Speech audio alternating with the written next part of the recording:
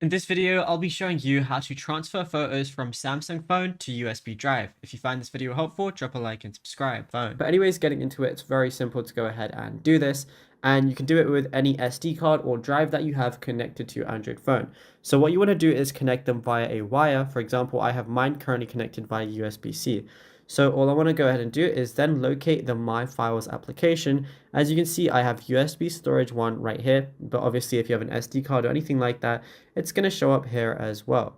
All I want to do is while I'm in my Files app, I can go to images, anything like that.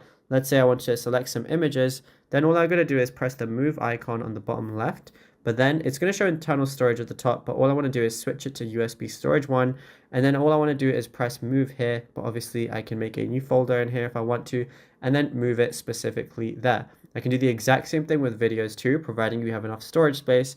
So let's say I want to select a few of these. What I'm going to do is press move again, go to USB storage, and then I can move them here.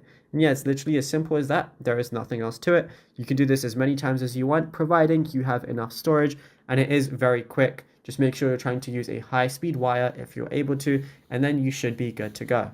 Now, if you found this video helpful, be sure to drop a like and subscribe.